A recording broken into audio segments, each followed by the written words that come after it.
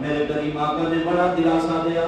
سامعین محترم بچہ کہنے لگا اے مسلمانوں کے نبی ایک شرط پہ میں آپ کو بات بتاؤں گا. میری شرط یہ ہے کہ میں آپ کا کلمہ نہیں پڑھوں گا, آپ کا دین قبول نہیں کروں گا, آپ کا غلام نہیں بنوں گا. میرے کریم آقا مسکرا پڑے. کافر کا بیٹا اپنی ننھے مٹھے پیروں سے چلتا چلتا حرم کعبہ کے دروازے پہ پہنچا. نبی پاک صلی اللہ علیہ وآلہ وسلم میرے کریم آقا اپنے صحابہ کرام کے درمیان تشریف فرمائے. مجلس پاک لگی ہوئی ہے.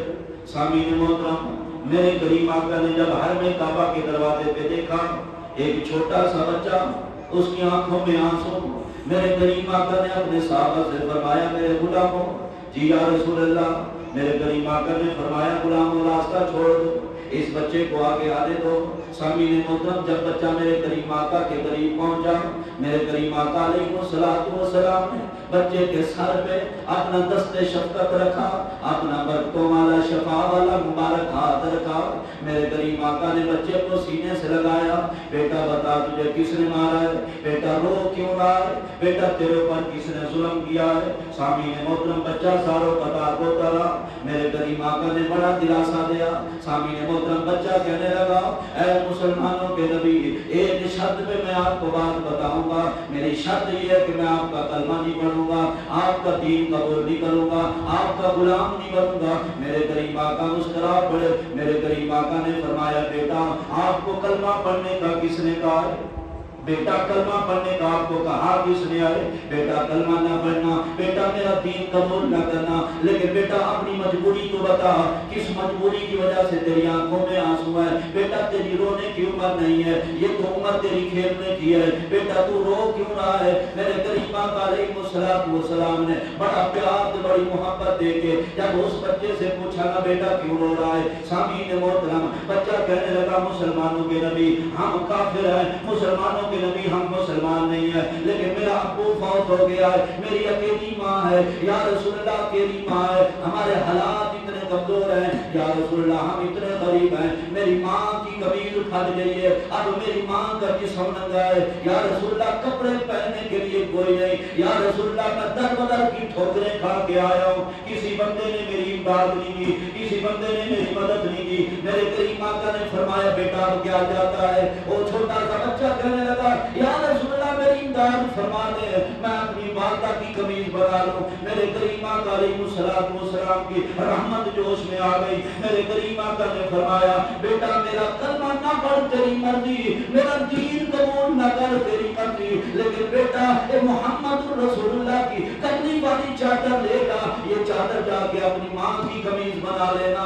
اور سامعین محترم جب بچے کو میرے کریم آقا نے اپنی کملی والی چادر عطا کی, بچے کا چہرہ خوشی سے کھلوٹا اور بچہ خوشی خوشی واپس جانے لگا. اب ماں دروازے پہ انتظار کر رہی ہے, دیکھتی ہوں مسلمانوں کا نبی کافروں کے بچے کے ساتھ کیسا سلوک کرتا ہے, مسلمانوں کا نبی کافروں کے ساتھ مشرکوں کے ساتھ کیسا سلوک کرتا ہے. ماں دروازے پہ انتظار کر رہی ہے. جب بچہ نبی پاک کی کملی والی چادر لے کے گیا, ماں کہنے لگی بیٹا اس چادر سے تو بڑا دور تھا, اس چادر کی خوشبو مجھے آ رہی تھی, بیٹا یہ کیسی چادر ہے. بیٹا کہنے لگا ماں تو نے تو کہا تھا وہ نبی بڑا جادوگر ہے, نعوذ باللہ, جو بھی اس نبی کو دیکھتا ہے اس کا کلمہ پڑھ لیتا ہے. ماں میں نے اس نبی کا کلمہ نہیں پڑھا, ماں میں نے اس نبی کا دین قبول نہیں کیا, لیکن ماں میں آپ کو ایک بات بتا دوں, پوری روح زمین میں سے جو سب سے مجھے اچھا انسان لگا ہے تو وہ مسلمانوں کا نبی ہے.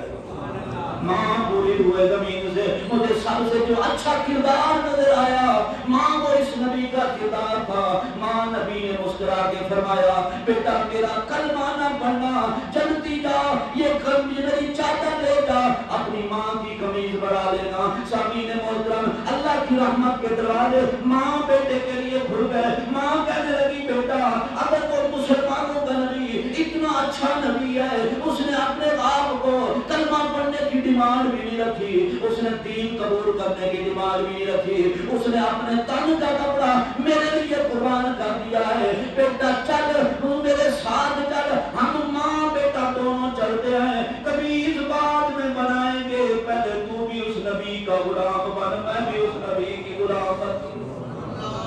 اور سامعین محترم، یہ ہمارے نبی کا کردار تھا، یہ ہمارے نبی کا اخلاق تھا، یہ ہمارے نبی کی سیرت تھی۔ سامعین محترم، آج سکا بھائی، ایک ماں باپ کے بیٹے ہوتے ہیں، بھائی بھائی کے لیے قربانی دینے کے لیے تیار نہیں۔ اور سامعین محترم، اگر ایک بھائی مر جائے تو چھوٹا بھائی مر جائے، بڑا بھائی چھوٹے بھائی کی جائیداد پہ قابض ہو جاتا ہے۔ اور سامعین محترم، ہم نے نبی پاک کی سیرت کو چھوڑا، ہم نے نبی پاک کے افعال کو چھوڑا، ہم نے نبی پاک کی سیرت مبارکہ کو چھوڑا، ہم نے قرآن کو چھوڑا، ہم نے دین کو چھوڑا۔ اللہ تبارک تعالیٰ نے ہمارے اوپر طرح طرح کی بیماریاں مسلط کر دی۔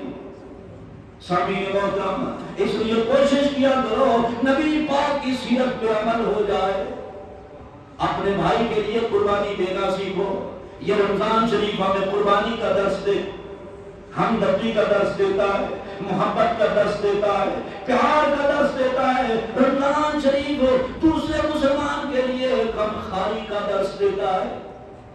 تو میرے غریب آقا علیہ الصلوۃ والسلام، سامعین محترم، ہمیں یہ سبق دیا، ہمیں یہ درس دیا، ہمیں یہ سبق دیا، ہمیں یہ درس دیا، بیٹا قربانی دینا سیکھو۔